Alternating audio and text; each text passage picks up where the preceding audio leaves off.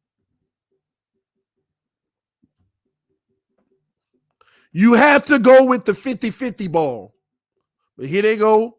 Once again, zone. They go right back to the zone after Parker gets that big catch. This is Parker's big catch. What do? Look at the pre-snap. Look at pre-snap. Zone. Gesicki's uncovered. Slot is uncovered. You already know it's a zone. Gesicki knows he has to go sit down. It's option routes now. Zone. Bam. Some would consider tight window, but it don't matter. It's a zone. Just throw it. Gesicki show the frame. Completion. Completion. Easy money. Easy. Here we go again. Back to pass. Quick slant. Devontae Parker. They're getting a little tired. Hold on. Which one is this? No, this is the same zone one. I went back to the Gesicki one. Let's look at this play.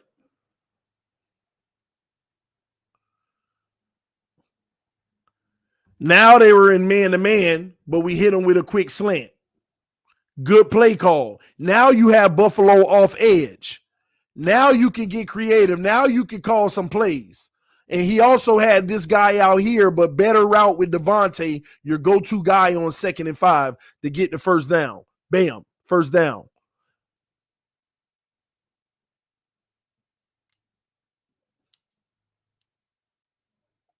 What happens?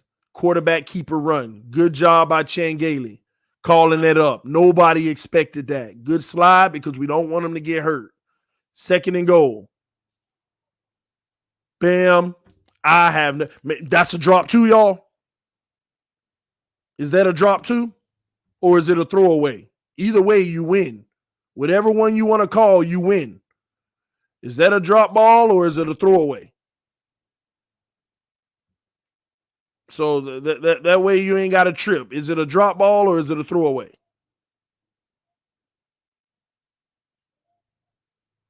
Quarterback keeper again.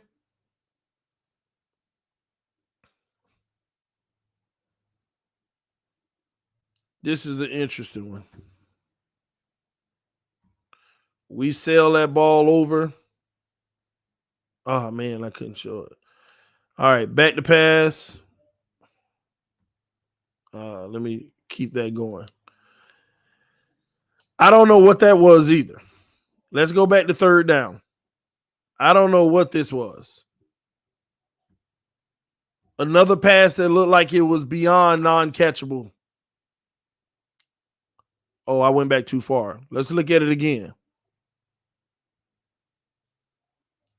Somebody said PI on Parker. Could have been, but was the ball even catchable? This is the overthrow in the end zone. No shot. Well, not overthrow. It's thrown away. Maybe it could have been caught unless it was a PI. Tough one. But I don't know who we talking about. I don't know. Now that, ladies and gentlemen, was just a bad throw. You're on a slant. That was just a bad throw. This is 4th and goal. Actually, we got that was the play before. That was just a bad throw on let me see. Unless we got the PI. Yeah, it was pass interference, but it was still a bad throw. Pause. Where do you throw the ball? You have hit the body in front of him. You got to lead the pass so his arms are out to get it. Look at the body. Sealed off.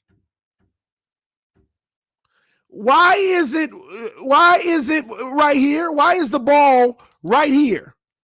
That ball has to be out here, and even with the PI, that's a touchdown. Arms reached out. That ball has to be led. It's a slant, ladies and gentlemen. Put it in front of the receiver to go get it. It was pass interference, but regardless, still a bad throw, y'all. I'll even go a step further. Had he not grabbed Parker, Parker's momentum would have took him further. It could have been picked. It could have been picked. Had Norman not grabbed him, Parker would be up here. Parker would already be further in. Parker has to reach back even on a hold. That's not a good throw. Yeah, Tua got to lead him. I know, but they don't care. Oh, it was a pass interference. Still, say Norman never touched him. You can't just rely on a pass interference. You want to go get it, man. So Gaskins ends up running the touchdown in, right? On the offsides, if you ask me. The guy jumped over the line. But let me tell y'all something. We're competing now. But Buffalo's biggest mistake was letting us get momentum switching to the zone early on. They went into a zone coverage. We got 3 first downs off of it, some good momentum, some good rhythm. Now we feeling like we're in this game again. Now the Dolphins feel like they're in the game again. But again, I ask you, ladies and gentlemen, here we are coming back out after halftime, and this team on offense, the wide receivers, the offensive line, they are competing. They are competing. But we so much blame, but we were competing. This O-line was competing. These receivers were catching balls and making plays. They weren't dropping balls all over the field. Our defense gets us a stop. Wait, I don't know what just happened. Hold on. What just happened?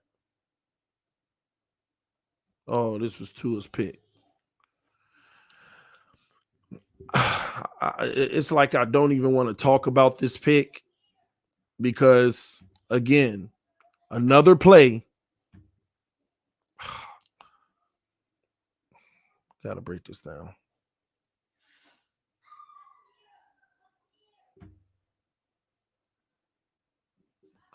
See Parker right here. Parker is falling down. Parker is falling down on the play. All right. Now, I have already argued with somebody about this play. I tried to say it wasn't Tua's fault that Parker fell, and it's not. And when we were watching the film, they were pointing out. But yeah, the thing is, he was never wide open anyway. Even if he hadn't fell down, the defender had great coverage on it, and he should have hit the underneath route, but he automatically was going to go there even if the guy wasn't open. And, I mean, I can't argue that Gaskins is wide open here, but I also told him he took the shot. I mean, he knew he wanted to go to Parker in this situation. Parker didn't even get a good release. But this is what they mean by reading the defense in the play. Parker never even had a good release on this. And if you really look at it, the ball was sailed high. Gaskin, not Gaskins. Yeah, I always say that. The ball was still sailed high. Even the defender had to jump up to get it. And I was like, listen, take that away. I don't put that play on Tua either way because it wouldn't have been picked. Even if it was high, it would have at least been batted away or something like that. So somebody said underneath you're losing yards. So you want to throw to a guy who's already has good coverage instead of a wide open underneath? You want to throw to a guy who has a defender right by him, but not the guy that's wide open underneath? Don't tell me nothing about you losing yards. It's 1st and 10. Take your 3 or 4 yards. Bro, Parker catches those all day. I know. That's why I said I don't want to put this play on Tua at all. And it is a pick 6, which is so unfortunate. It sucks. Now this team is back in its original position down 35-13. Now we come back out. We got an opportunity, man. We got to make up. Now we got to make up for that again.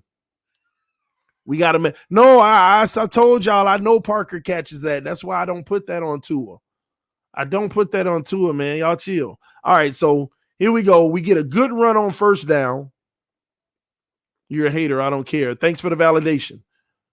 So this is what I'm talking about, y'all. Y'all help me here. Now, here's something that again, I told y'all about earlier when we were watching this film. I said Tua got to get the ball out a little bit earlier, right? I want to show y'all something.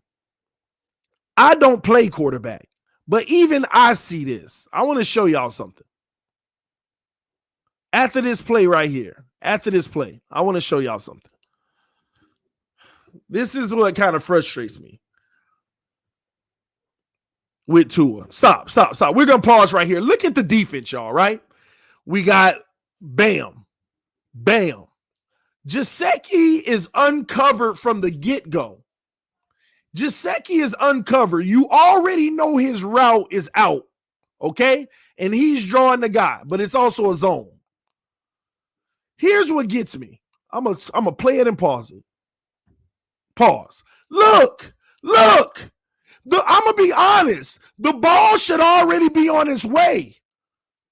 Parker should be blocking already.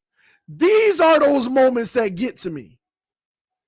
I mean, we got a lot here. We got Ford underneath because he's about to come under this guy that's there. But the ball should already be out. These are the moments that get to me because this is a guarantee for if the ball is on its way right here, Gesicki catches it, guaranteed first down. This is the only thing that makes me, and look at that pocket. We keep looking at these pockets. There are too many. Now here's what adds to it that makes it even worse. He throws it to Gesicki. I actually agree with you on this one. No, this happens a lot, y'all. Like a guy is about to break his route and you know he's going to be wide open looking at the defense. Look at him. You know he's going to be wide open. Clean pocket. The ball should be out. This is a guaranteed first down, but do we get the first? Bam! Like the ball still ain't out. And look, the defenders already know now. They know now. And not only that, it's not thrown in the right place because Gesicki's at the first down marker. But look where he has to catch it. And when he caught it, he's automatically pushed. The defense shouldn't have even been close. Ford is open too. It don't even matter that Ford open. He knew he wanted to go to. The guy was wide open. That ball should have been delivered a second and a half earlier. Slow on the read. And we don't get that first down right there. That's a first down, y'all. That's a first down. That's a first down. 3rd and 1.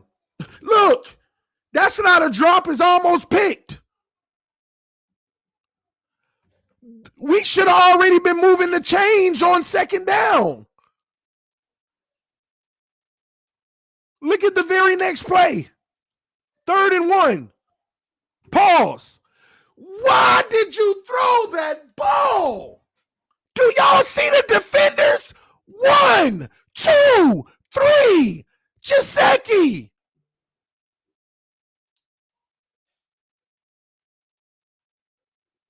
You had a better chance at the comeback over here, up here with Parker.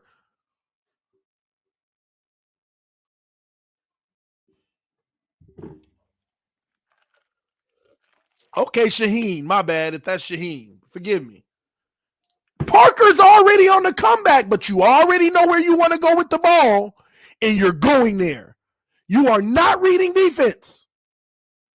Johnny said, I finally agree. You are not reading defense.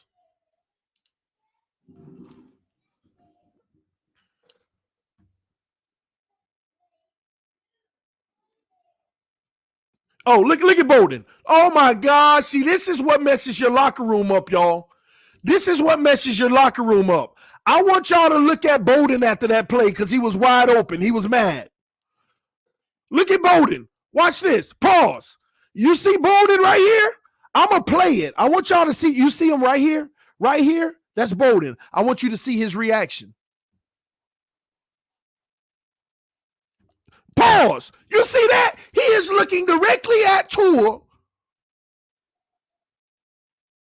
Like, what are you doing, bro? It's 3rd and 1. We trying to come back. What are you doing? I'm open. Parker over there open. No pressure. Hello. All right.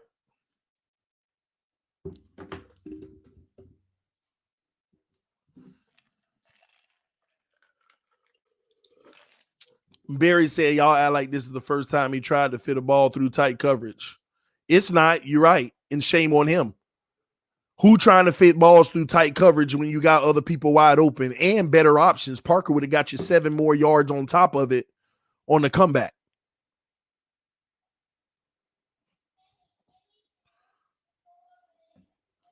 The O-line giving them the time. So let me ask y'all a question. This drive is on one person. Gaskins gets you 7 yards on first down. Second down, you wait so late to throw to Gesicki, and you throw it where he had to come back. He ran the route, had the right depth. He had to come back to get it and get pushed out of bounds right away. And then you throw in a triple coverage and you had wide open receivers. This drive is only one person's fault. The O-line over there protecting you. Ain't nobody dropped the ball. This drive, see, this is where they're on the sideline considering, should we throw Fitz in? See, this is what I see on film every single week, and they like, why did they put Fitz in? They wrong. They should have left him in there. Because you can't win like this. You can't win like this. So here we are almost halfway through the third quarter. The score is 35-13. They about to give the ball up again. And I am here to tell y'all right here, right now is where things start going south. Your team has tried to help you for 2.5 quarters. Now you got Bowden over here like, what are you doing? Now they're going to give up on you. Now they're going to start dropping the ball. Now they're going to start like whatever. And so what? I dropped it and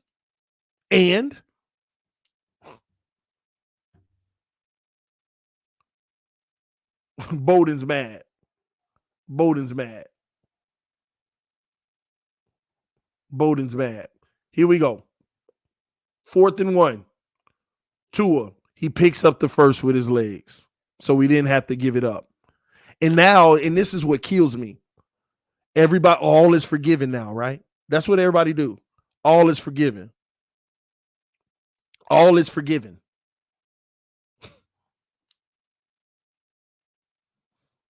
Back to pass. I have no clue. But you know what? He threw the ball away. Maybe that was good.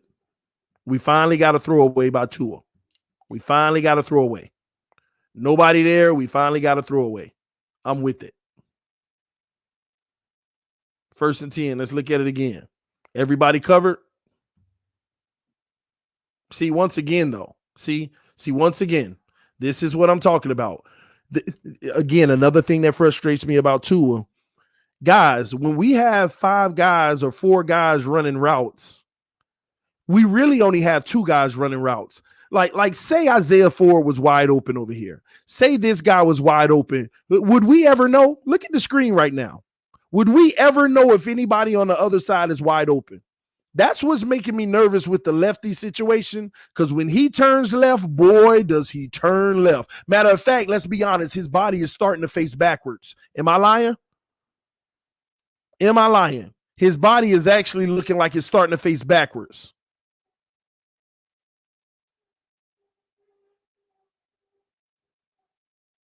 It look like it don't even matter what's happening behind him, but you might have a wide open guy. Had he been face planted in the pocket, this guy wouldn't, like literally, he might actually keep the defense honest. He could hit Ford underneath right here.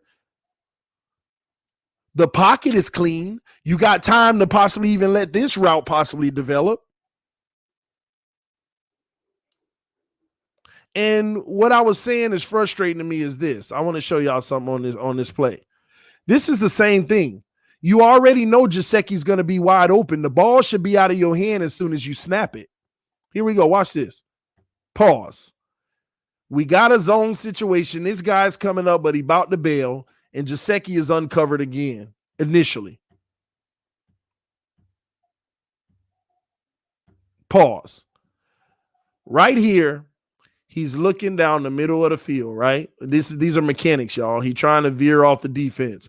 Listen, everybody's right here. The defense ain't worrying about nothing. You're looking like a receiver is already out here. If anything, you should be looking this way and then come that way so that you can drag these guys off. But right here is where the ball's supposed to be thrown. Y'all tell me if I'm wrong. Ain't the ball supposed to be on its way already? Look at Gesicki. If that's the guy you were throwing to anyway, ain't the ball supposed to be gone? You already got it won. Stop. See? You already got it. But you wait, and then you realize, oh, no, the corner is closing on it too quick. Let me sail it high and throw it out of bounds.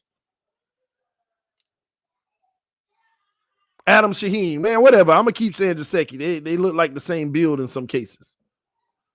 Tua, I like this one. He got out of the pocket. A defender didn't even touch him. The pocket was actually clean. It just looked like it was going past them pretty fast.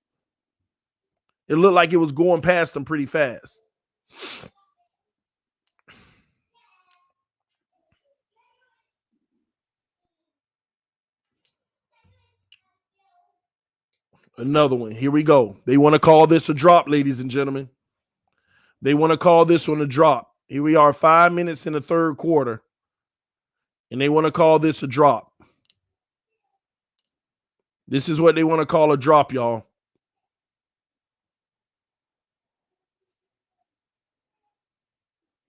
After this play.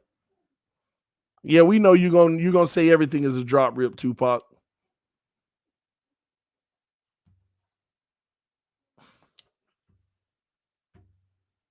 Oh my gosh. Oh, I'm about to show y'all something that I be talking about. He never even looked at the defense to see if Gesicki was covered. I'm about to show y'all that. But y'all see, the ball is already ready to be thrown, right?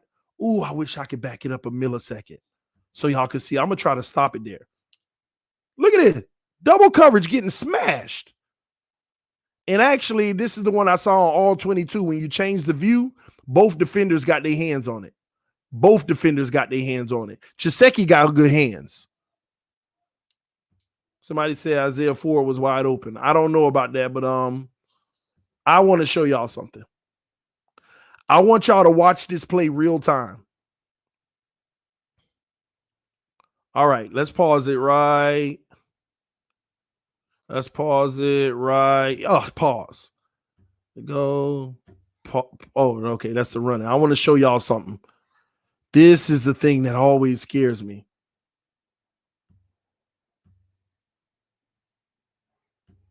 Stop. All right, go. Stop. All right. Hey. Here's what I want y'all to see real quick, all right? Dang, I missed it again. It's so subtle, but y'all got to see this, man. This a drop. Yeah, whatever. Trust me, people watching this right now, they know deep down inside what time it is. Y'all listen things that are drops that are like, why did you even throw it? Why did you even throw it? You're not taking the best option on the field. Pause right here. Oh, crap. I missed it again. Now you're right. Isaiah Ford is wide open over here. This is what you're supposed to hit. Right here. That's the guy you're supposed to hit. But you instead want to go with double coverage when you got a guy underneath. I'm going to try one more time. If I can't get it, that's on me, y'all. Y'all, let me try this one more time. He's late again. Oh, don't worry. Watch this. After this run play. What I want y'all to watch is Tua's head. I want you to watch his head right before he throws the ball. That's all I want you to focus on is his head before he throw the ball. He wasn't even looking at Gesicki. At the last minute, he looked and his arm was already up to throw it. The only thing I want you to watch is his head. Watch his head. How when he moved to where he wanted to throw, the ball was already looking like it was about to come. Never read it. Watch this. Turn your head. Go. You see that? I don't know if y'all saw it. I don't know if you could see it on the screen. Matter of fact, I got to watch the same replay as y'all because I'm watching myself over here too. I got to see if y'all even seen it. Yeah, did y'all see it? Did y'all see what I saw? I saw it, TD. Good. Okay. That's what always scared. That was his Alabama behavior. They say he reading defenses, but he already know where he want to go. He's looking it off, and then he comes back to it, but he don't even know if it's covered or not. He's using mechanics trying to veer a safety or move somebody, and when he comes back, even if the guy never got moved, he throws it. Now, this one right here, Isaiah Ford. This is the play I was telling y'all about earlier. That first one in the first half with 50 seconds left wasn't a drop. I mean, it was a drop, but this one wasn't a drop. Stop. This is the one. You see this hand right here by the defender? He tips the ball into Isaiah Ford's right shoulder. It wasn't a drop. This was a tip ball. That was a tip ball. They ain't going to show the replay on this. They never show the replay on these. But the all 22 would show the replay. That one wasn't a drop. That was a tip pass. And anybody who saw the replay on Sunday in real-time game, you would have saw that was a tip pass. Because they played the replay and it showed you.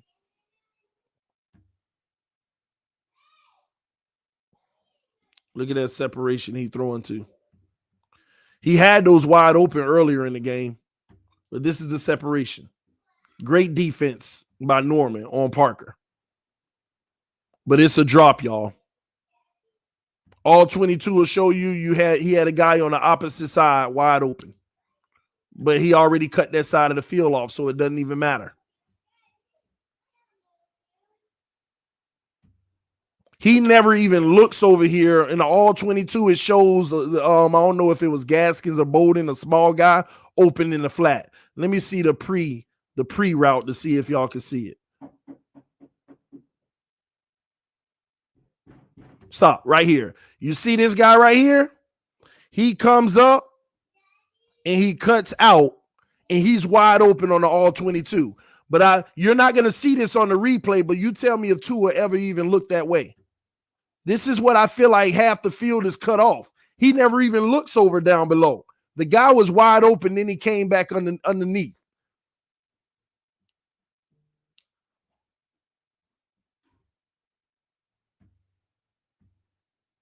Oh, that was the wrong play.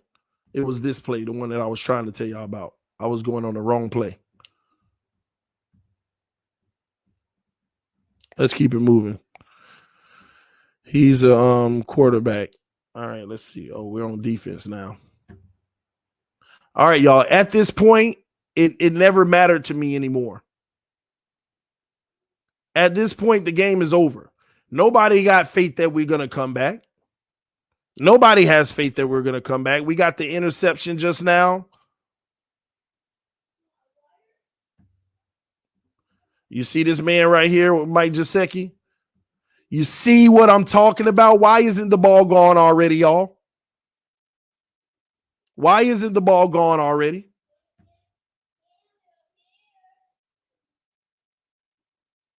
And we want to talk about the drop on good coverage. I don't get the fact of taking the deep route when you got the guaranteed. He knows where he want to go and he going to go. Or maybe it was we're so far behind, let's just keep taking some deep shots. Maybe that's what it was. Maybe I'm tripping, you know. That makes sense, actually. That actually makes sense.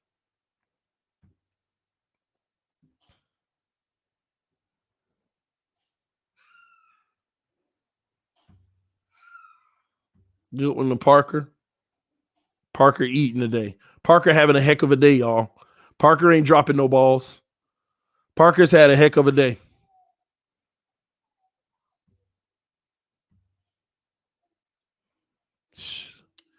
Oh, my gosh. Perfect example, y'all. This was a drop. You don't drop this ball. But come on, y'all tell me something.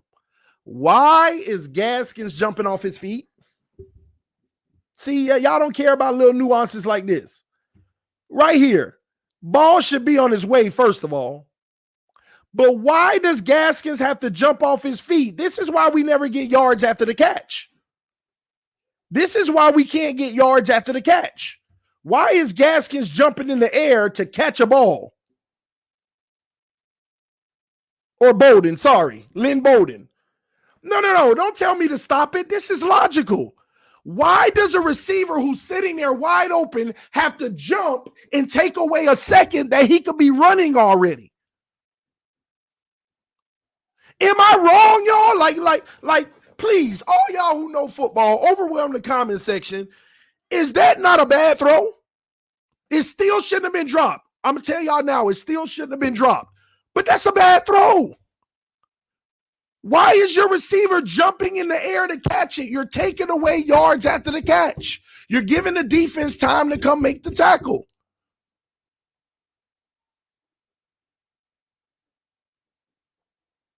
You're giving the defense, and matter of fact, you're actually making it more difficult to catch the ball because you got to come off your feet.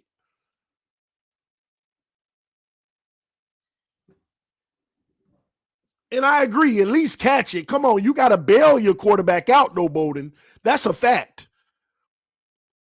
But when you're evaluating your quarterback and you're the Miami Dolphins and the GM, this is the stuff you got to look at. That should have been a catch and run. Bowden has known to break tackles and make plays. Imagine that touchdown versus the Raiders. Remember, we had like a quick little in, and we caught it, and Gaskins or Bowden that went up the sideline for the touchdown? Do y'all remember that? Y'all remember that play? Where we threw like the little 6-yard pass from Fitz, and then they went up the sideline versus the Raiders? Do y'all remember that play? Imagine the receiver having to jump up off of the ground to catch that ball. It would have never been a touchdown. It would have never been a touchdown. Never. Rip Tupac said, watch the pocket. I don't care nothing about the pocket. This pocket done you very well the whole game. I don't care who give up on you now. Oh, and you telling me to watch the pocket when it's clean. You telling me to watch the pocket when it was clean. Hold on. Let's look at this pocket that he had on that play. You're telling me to watch the pocket and it's clean.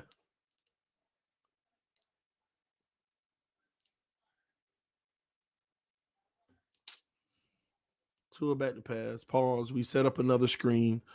All right, good. We've been doing really good on these screen passes and those little bootlegs with the tight end. Gesicki's just getting pushed off of his spot right there.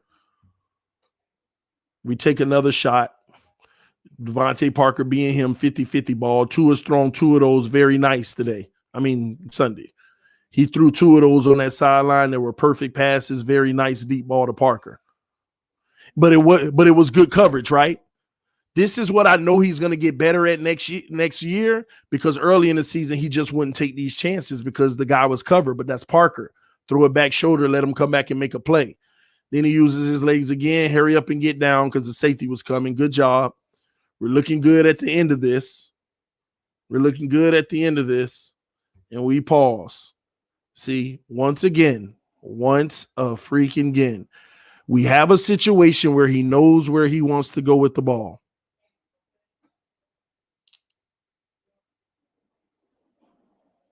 Copyright. Oh, they got me, man. They always do me like this, man. Refresh it, man. Y'all refresh it.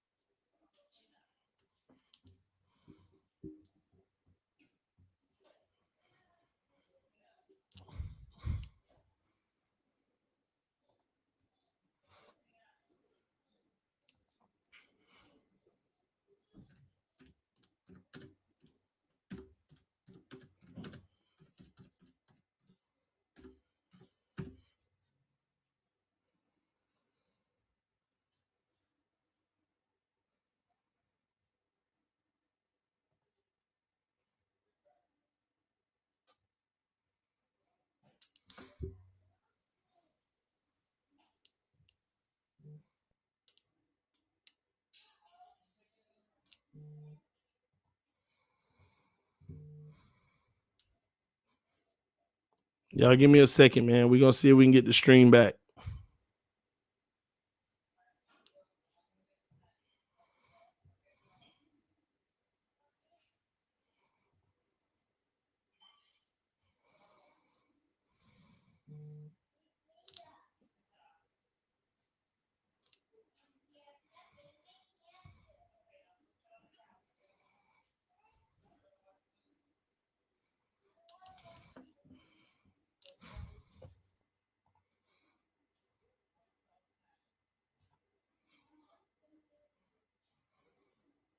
Give me a second. We'll see if I can get it back. All right, we back? Are we back? Are we back, y'all? Are we back? Y'all see, y'all always get me in trouble, man. Y'all always getting me in trouble. Oh, man. Oh, man. Y'all always get me in trouble. Oh, my gosh. Y'all don't even understand, man. They can't stop TD the GOAT. Oh, listen, trust me. What they do is when you violate them like that, basically, I don't get any revenue. You know how YouTube, you make a video, people watch it, they pay you ad revenue and stuff like that. They basically take away your ad revenue, and all I get are donations. And that's why I always tell y'all I appreciate your donations. It's all good, man. So they're gonna take away all my stuff. They've been doing that every month anyway. So it is what it is, man. Tua reported it. Y'all TD speaking facts and y'all getting mad. Listen, man.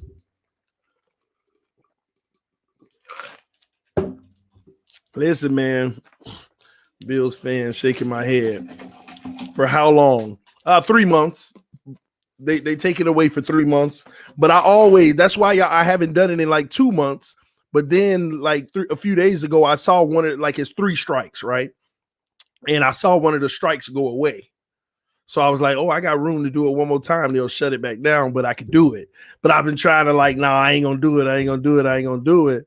But then it was like, oh, here we go. Here we go. Here we go.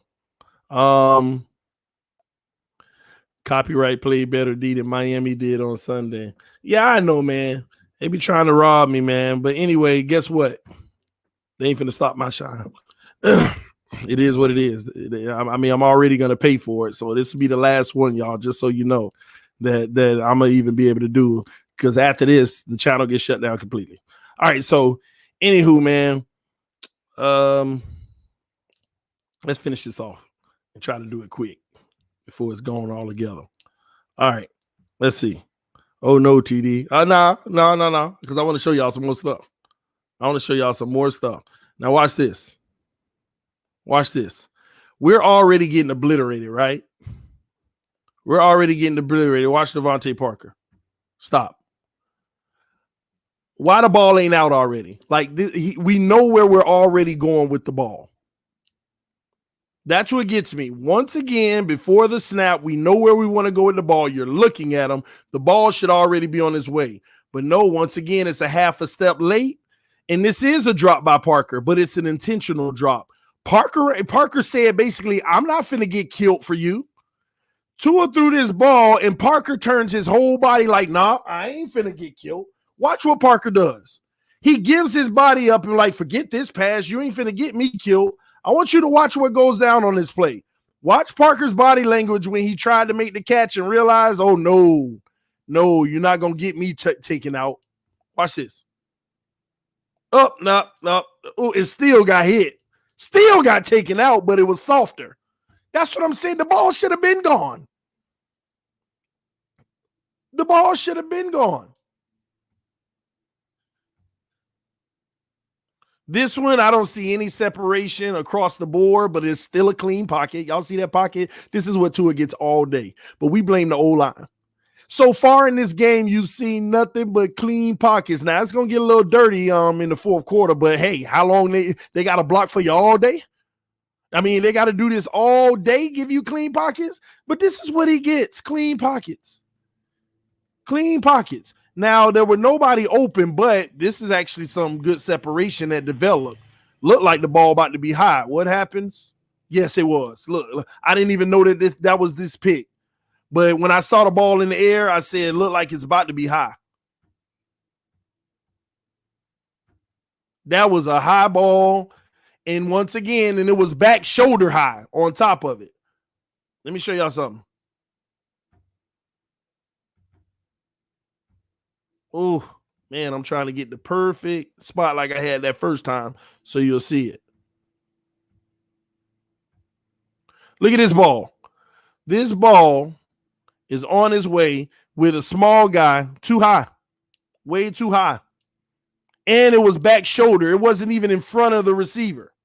He tries to make the catch, couldn't get it, interception. That's all on Tua. 1,000% on Tua on that one. No, nobody want to hear nothing about no drop, none of that crap. You're really being delusional if you're trying to defend that. Way too high. Terrible. And where were we? In the red zone. Was that the last play? Oh, well, yeah, it was an interception, obviously. We were in the end zone.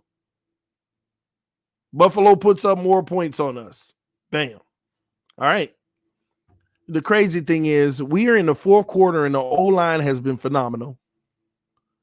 There hadn't been many drops. And what did I tell y'all before? All of those drops are in the fourth quarter when the game didn't even matter anymore. We down by 29 points. And I said all those throws, all those drops were in the fourth quarter. Everybody gave up. All them drops was pretty much in the fourth quarter. Was I lying now? Was I lying now? Look at this pocket. Clean pocket. Now this, I'm not even going to elaborate on it. I'm just going to replay it one time, and nobody better not say nothing to me about it. Clean pocket, and this is what we got.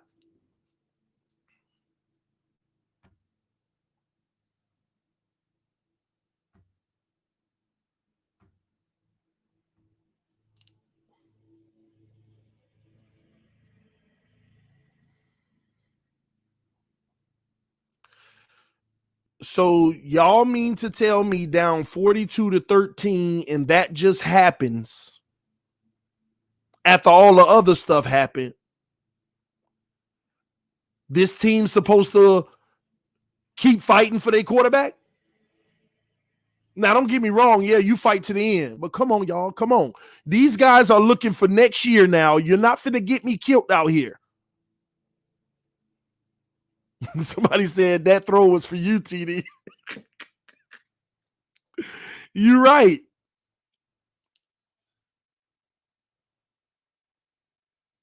This is what I'm talking about. But up to this point, you've seen, even on drops, bad throws. And now it's downhill. We are about to have drops after drops after drops. And yes, I agree. But come on. You can't give me that narrative of that's why. Well, don't forget the drop balls was the reason. That ain't even relevant. That ain't even real when you add that to the reason why we lost. It's not even, you're not even allowed to say that's why we lost. Or you're not even to say that it was a little bit of reason why we lost.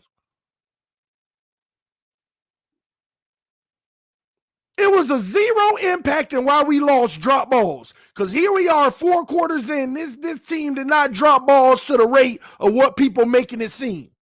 And now Buffalo in this cushion zone. And now we're getting all this trash time yards. But he still threw for 300. Get out of here. This game was over already. Clean pockets. Yeah, it was a drop. Who cares at this point? Now, this is where y'all start adding your tallies and coming up with a conclusion. Well, it was because, look, everybody dropping the ball. Parker just dropped another one. These receivers are trash. Oh, now we start ganging up. Now the drops are starting. And now, so all these lies, look at these pockets. Look at these pockets. Look at these clean pockets. Like honestly, I'm actually shocked. I've seen this film, but I'm starting to realize now this man has had a clean pocket the whole game.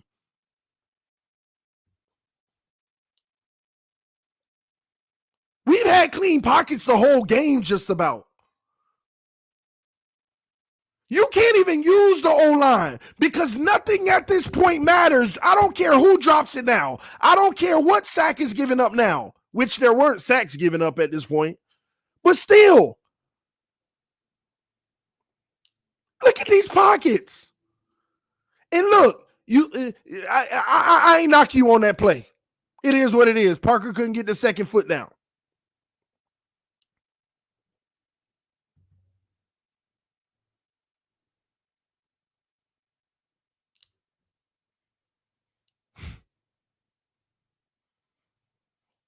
Film don't lie. Film don't lie. This man deserves more credit for this loss than people want to admit. Well, you can't put everything on him. The receivers was dropping the ball. Lie. The O-line didn't give him clean pockets. Lie.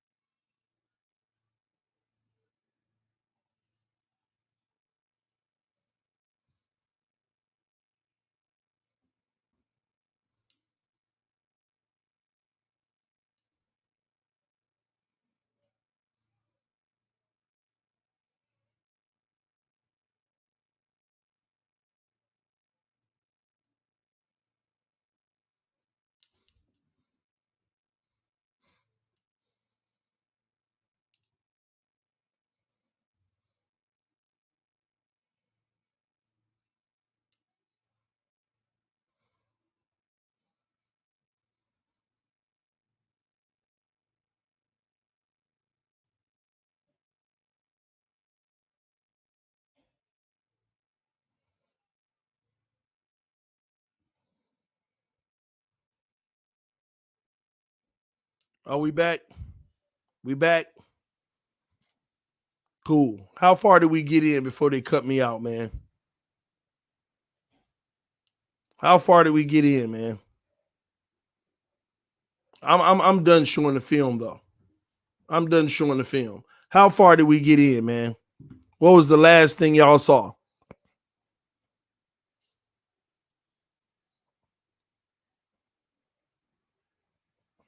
You made it fair. Ahmed TD. 840 in the fourth quarter. Okay, so I'm just gonna talk about the ending of it, of what I'm gonna close this down and talk about the ending of it. So I closed that part of it down. All right, forget the film. What you saw next was Tua come out in the very next drive because I was still talking. I didn't even know they had shut me down again. I was still going and talking. So what we saw next was Tua throws it to Isaiah Ford across the middle, 15 yards. The ball was dropped, clean pocket. The next play, Devontae Parker catches the ball and gets hit and drops it. Clean pocket. Then you see Tua throw a beautiful pass for 30 yards down the field to Gesicki, caught in the middle of the field. Beautiful pass, good catch. But then I stopped it right there and we were 5 minutes in. There was no other bad stuff. And I started going on a rant when they shut me down. I didn't know y'all was gone. And I said, you know what? This is what I'm talking about. When it comes to dropping the ball, receivers deserve zero blame in this game. Everything really happened late. They dropped the ball in the regular time of the game, which all of them could be contested just as much as anybody in this league. And then I said, this narrative about the O-line, stop it. Even up to the point of 5 minutes in the fourth quarter, that O-line was giving clean, beautiful pockets. It's so unfair what we doing talking about that O-line. That man that O-line did a heck of a job on Sunday. Tua deserves a larger part of the blame than I even thought after going through the film with y'all. Film don't lie. All these people going back and forth with me that don't even watch film, that be running their own little stuff, talking this talk and putting my name in their mouth. Film don't lie. It does not look good. It looks actually, truth be told, it looks really bad. I don't want to go as far as terrible, but it looks really bad. Even on completions, we throwing the ball late. Wide open guys, they got to jump to get it, and they ain't not even wide open anymore. Sailing the ball too high, sailing the ball too low. Not looking at the coverage before you throw it. Holding the ball an extra second before you throw the ball to somebody who's already on their break. This ain't no veteran stuff that Ryan Fitzpatrick know how to do better. This is quarterback play. You going to Gesicki on the out route, you hike the ball, you see him wide open before he cut, throw the ball. That ain't got nothing to do with Fitz being a veteran.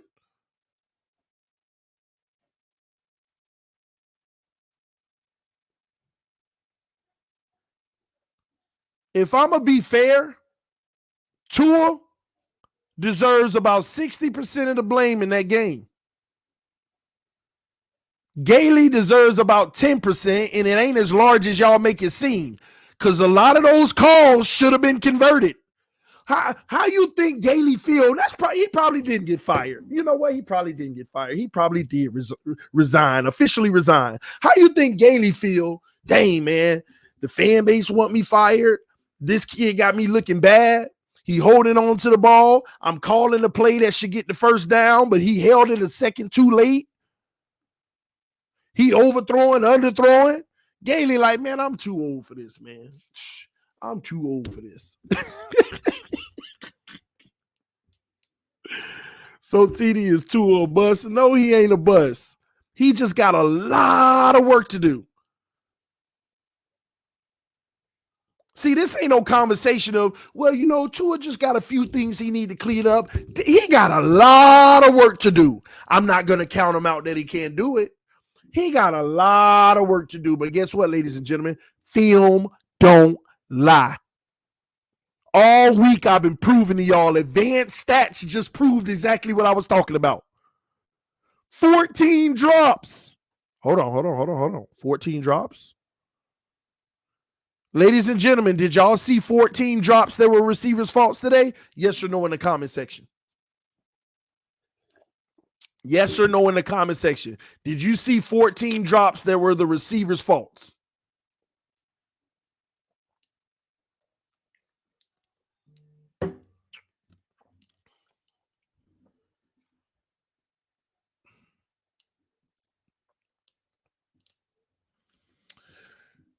Heck no. I don't know. Nope. Nah. Yes. No. You're right. TD Gailey blood pressure was getting high, so that's why he told him it was time to hang it up. You laughing. That might be exactly it. Nope. No, nah. But these people want to be around here, put my name in their mouth, and I don't know why. I don't mess with nobody around here. I don't know why they mess with me. They want to put my name in their mouth to get clicks and views to talk about me. That I don't know football, but it's right here in front of all of us.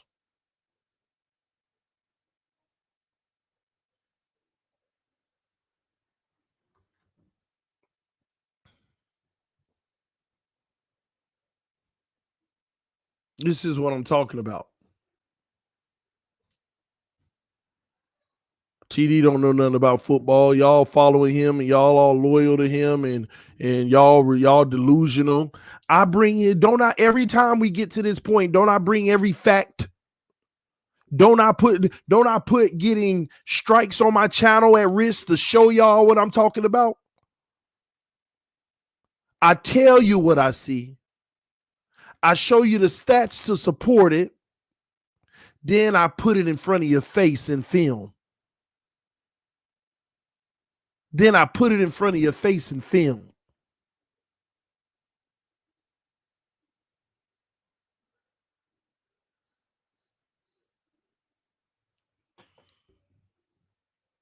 I ain't finna let nobody build anything off of my name.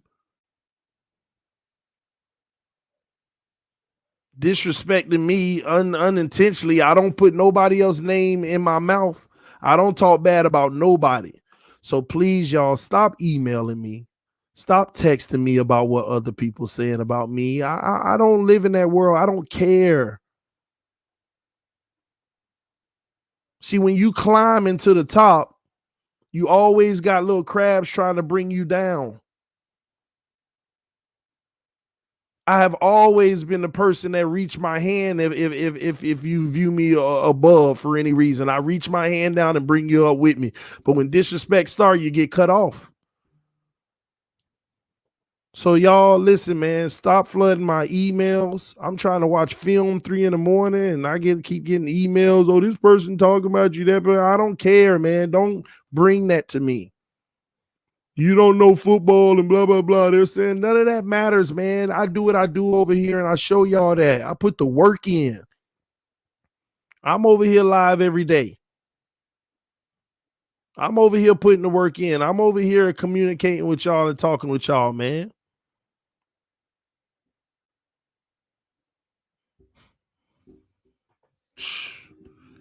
I just don't want to be bothered with it, man. I'm good in my own skin and in my own area over here at TD I don't like drama. I don't want to be a part of that. And I've been doing a good job ignoring it, but a lot of people emailing me, texting me and stuff, trying to bring it to me. I don't do that. I don't care nothing about that. That ain't how I live my life. That's non-value added. I don't need to rag on Dudley Do Wrong or say nothing negative about him to try to climb up to be with him. No. I'm going to support my brother. And anything we disagree with, I'm going to tell you we got difference of opinion. But all these other people out here doing this and doing that, man, I don't even see them. But y'all got to stop trying to put it in my face. I don't even see them.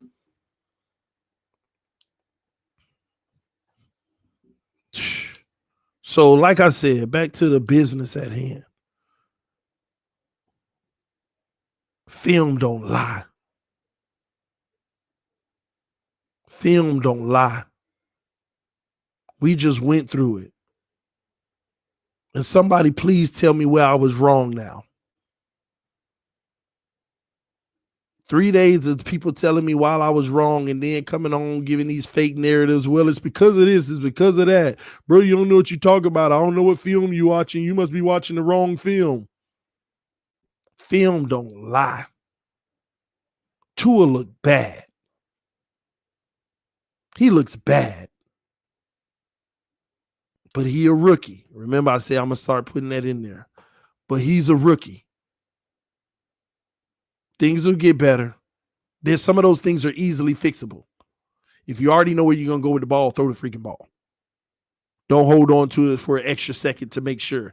That's open. You see that. The accuracy will come back to him. The overthrows, underthrows. I think, see, that's the thing. That's the biggest scary part, but that's the part that's the big part we got to rely on. His accuracy got to come back to him. The way he was throwing the ball in Alabama, his accuracy got to come back. He get that accuracy back, and a lot of this is in a much better situation. Receivers ain't extending their whole body and trying to make crazy plays on throws that are stretched out.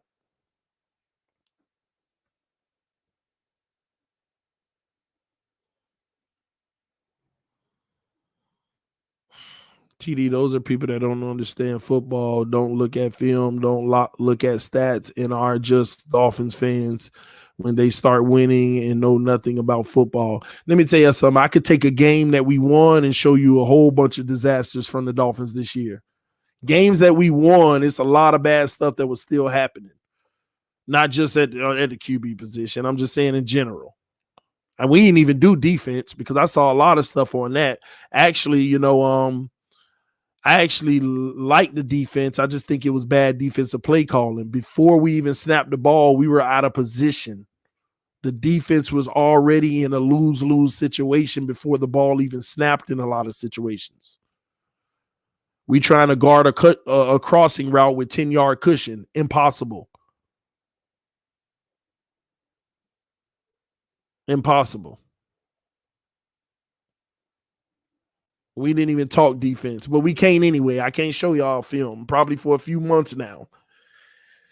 So y'all got to remember on January 6th, TD dropped the stream showing it because people going to come on this show for weeks now and be like, this is why, that's why. And I'm going to be like, no, it's not, bro. You don't know football. And I'm going to be like, have you seen that video? I don't need to see that video. Well, maybe you should go watch it. No, you're just a hater. That's what's going to happen. Y'all going to see people continuing to argue something that's I just proved. The third different way I proved it. And people are going to still argue it because they're not even going to see this video.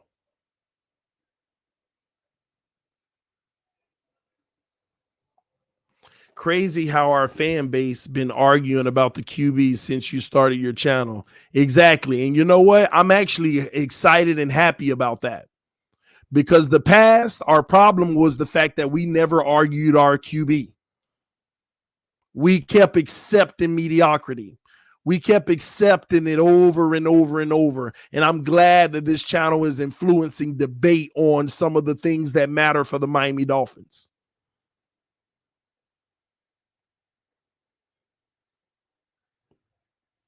TD, is because it's facts. People don't like facts. Yeah, I know it. Well, they don't like facts if it proves them wrong. There's a difference there, okay? People love facts, but only when they validate what they believe. Give a mock draft video, that's going to come after the Super Bowl. All those things come after the Super Bowl, y'all. You'll have all the draft specials, all the draft panels, all that good stuff after the Super Bowl.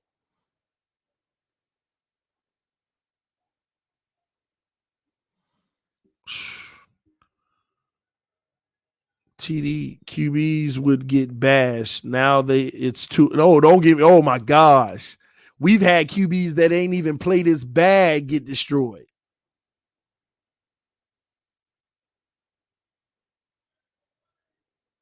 TD, even if I didn't watch your channel, I would tell people Tua is really bad. So this is what gets to me though. After you see that film, it doesn't mean we're giving up on the guy. But if Chris Greer is being 1,000 with us, what you think Chris Greer is thinking in his head watching that kind of film? You can't sit there and feel like you're 100% sold on you got your guy. People want to blame the receivers. People want to blame the receivers. That video wasn't about bashing Tua. It was about showing you stop putting the blame on the receivers in the O-line. But unfortunately, it's impossible not for you not to bash Tua on that video. It's by proving to you that it wasn't the receivers in the line. It's inevitable that it's only one other area you can look at.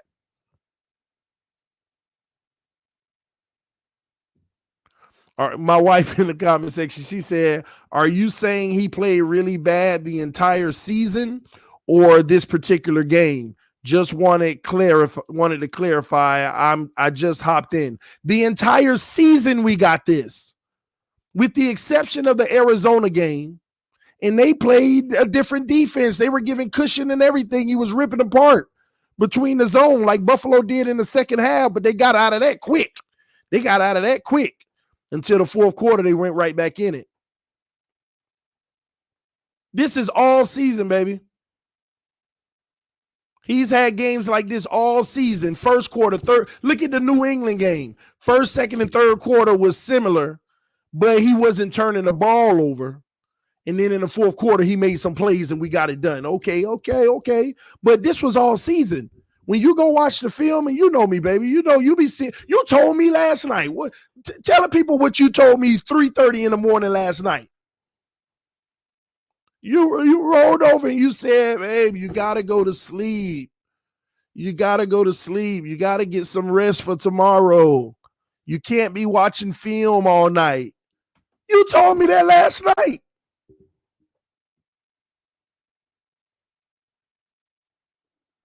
I watch the film on every game.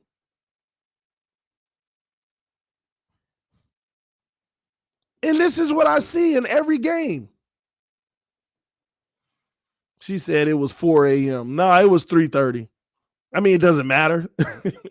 You were loud. I wasn't loud. I had the volume down. Anyway, whatever, man. TD watches film all night. No. It's just sometimes, no, y'all got to understand. I watch my film on Sundays and Mondays. But last night, people were sending me videos of all the drops. And I'm like, well, I'm looking at it, and all of this ain't on the receivers. And then I recognize on there, everything they sending me is in the fourth quarter. Nothing on this video is in the first quarter, the second quarter, or the third. So then I said, let me pull up the all 22, but then I was having problems with it. So I said, let me pull up Sunday Ticket because they give you the replays too. So I'm watching Sunday Ticket all night. I started at about 1:30 and I went to about 4 o'clock. The wife got on me around 3:30 and I watched a little more and went to sleep. So I watched about 2.5 hours of that game, breaking down play by play, skipping through the Buffalo part, and I went through everything that I just went through with y'all. Because I have a responsibility to give y'all the facts. Or this channel doesn't grow if I'm just sitting here spewing nonsense. That's why we're growing. That's why this channel's growing. Because I'm going to always do the research and put the time in to get the facts. And I said, oh, man, I don't know if I should risk the community strike, but I think it's very important for people to know the truth versus narrative. I said, it's important for people to know truth versus narrative. And I still debated whether I should do it. So during this stream with Gailey, I was like, let's just do it. Let's just do it. I could keep on giving my word and just saying it, and half the people believe me. The other half think I'm delusional. Let's just show them. I'll take the strike. YouTube, come slap me in the face. And we just watched the film. And was I right or wrong? Put it in the comment section. I already know I'm going to get some of the wrongs from the haters, but it's hard to deny what you just saw. And was I right or was I wrong? Everybody, we got 200 people watching. We had 500 before they shut it down earlier. But was I right or wrong for the people that's left? Was I right or wrong? And keep it 1,000. I don't care if you're a two-a-near and you don't like me. Let's have a moment of keeping it 1,000. Was I right or wrong? You right, 100% right. Right. Bills fans, love you, TD. Right. And outright, not a bomb. All right, appreciate it. You are right. TD, you are right and left. Right. TD is always 100% real. Apparently, you're right. Apparently. See, we got to remove that word apparently.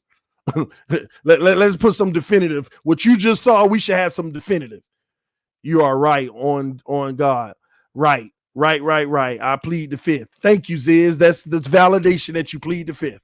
Okay? TD, you right. Yep. My point, I'm actually shocked, to be honest with you, because usually I got them people, bro, oh, you still a hater, you delusional. You may be right, just a little bit harsh. I ain't say nothing harsh about Tua. All I did is talk about the film and what he needs to do. I ain't do nothing harsh today. I ain't say nothing harsh about him today. I just spoke straight facts. I ain't say this he's a bum. Oh, I ain't do none of that. I just called it what I saw on the film. You are right. You always speak facts. You're right in some respects, but you take it too far. All right. If I take it too far, just make sure that you helping me out. Call these people that's wrong. Because part of me taking it too far is only to call these people out that's wrong. That's it. So y'all forgive me and thank y'all for dealing with me for taking it too far sometimes. I still support the kid. I hope he turned the corner. But this is why I wouldn't be mad if they went and got a quarterback at 3. I want my team to win. I don't want them to be in quarterback purgatory for years to come. I don't want them to be in purgatory for years to come. I don't want that. I want my team to win, man. And we're looking at facts and why we're not winning, but we want to make excuses for that. When are we ever going to win? We can't make excuses or we'll never win, ladies and gentlemen. We can't make excuses or we will never win. Stats and film don't lie.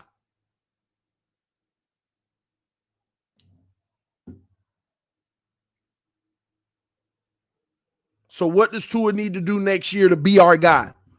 And we're going to get behind him and hope that he can do it.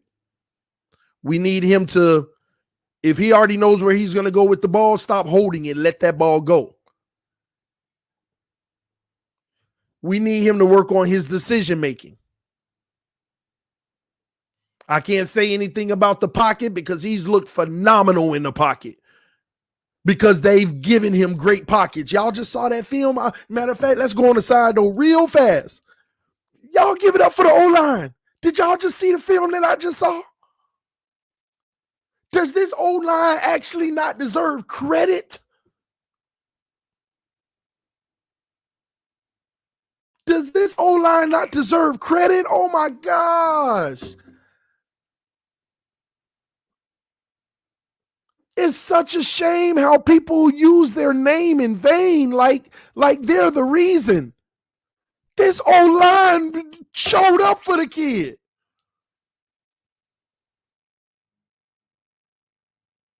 They've been doing this all year. Y'all know that, right? It's just been a fake narrative to diminish what has really been happening. No, run blocking needs work, but we're talking about pass protection because we're trying to figure out how we can get our quarterback to be better, right? Shout out to the O-line.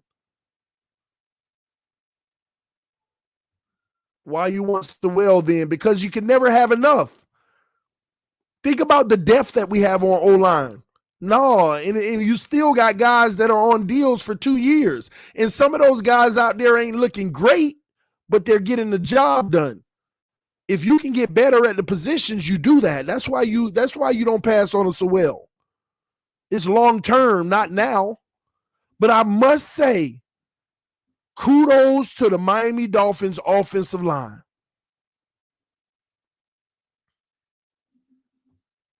It's such a shame that our fan base has written a false narrative about them. Now, everything ain't been perfect. We already know about the run blocking, and there has been some games where the pocket did collapse, but this is the NFL. There ain't no perfect O-line. Everybody give up sacks. Everybody get sacked. Everybody get pressured. But you just saw on film why the advanced stats say Tua has the lowest percentage of pressures in the NFL. You just saw it for yourself on film why the advanced stats say he has the lowest percentage of pressures in the NFL. Oh, TD, come on, man. You know you can't believe in them stats. You see what we see every week. I don't see what you see every week if you don't see it the other way. It makes no sense. They all get mad at me. This guy disrespects his own quarterback, which is false. I don't disrespect them, just calling stats. But they're disrespecting the O-line and the receivers when it legitimately isn't their fault. I can't believe this guy criticizes his own quarterback. But I'm telling the truth. But you criticize the O-line and the receivers and you're lying. You're criticizing the O-line and the receivers and you're lying, but you have the gall to say, how dare him criticize our quarterback?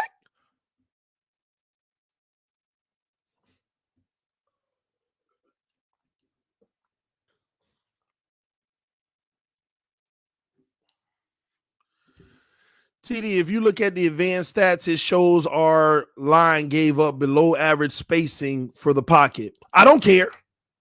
Give up spacing. Did the quarterback get hurt? Hit. Did the quarterback have to hurry because of them? You just saw clean pockets. And yeah, it wasn't much spacing. But spacing has to do with you getting out of there, taking off. Who cares? I don't care that it didn't give enough spacing. You had a clean pocket. You had a surrounding circle, a bubble that you were in because of this O-line.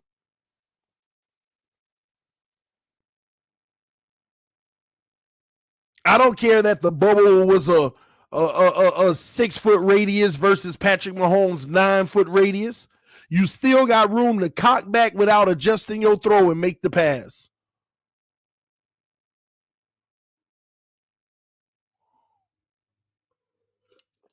TD, you're critiquing the quarterback that's a rookie that has a record of 6-3. The first part of that is correct. I am critiquing a rookie quarterback because everybody in the NFL can be critiqued. That way you know their flaws, so next year you can see if they improved. If you don't critique them, you don't know where they improve next year. It's called critique. Nobody's off limit from critique. Rookies are not off limit from being critiqued. Is our coaching staff critiquing him? Absolutely. So what is the issue? Why is there a problem for me to do it? But the second part of your comment was the kid has a 6-3 record. Tua Tagovailoa does not have a 6-3 record. The Miami Dolphins have a 6-3 record with him. Stop making it seem like he's the reason that they went 6-3 in his stint. Stop. Stop making it seem like he's the reason Tua Tagovailoa don't have a 6-3 record. I could tell you listen to the mainstream media. You're throwing out their narrative. Oh, he got a 6-3 record. What that got to do with what happens in the game? If the defense get 2 pick sixes and do all kind of crazy stuff, and we score 7 points and they score 0, and that 7 was because of the defense, you want to give the quarterback credit for that win? No. Every time somebody say that, Tua has a record of, he ain't got nothing. This team. You continue to diminish the team that's around him and put everything just him. No. I've been rolling for almost 3 hours. I'm about to get up out of here, man. This TD Fans Talk, home of the real Miami Dolphin fans. This was a fun one. If for any reason y'all don't see me live in a while, I'll probably put something on the community tab and send y'all over to our family channel. But just in case you're not subscribed, make sure you go over to the family channel anyway, the Dow family channel, all right? So make sure you go subscribe to the Dow family channel. Man, I'm about to get up out of here. Love y'all, love y'all, love y'all. This is TD Fans Talk, home of the real Miami Dolphin fans. Film don't lie. Drops mic.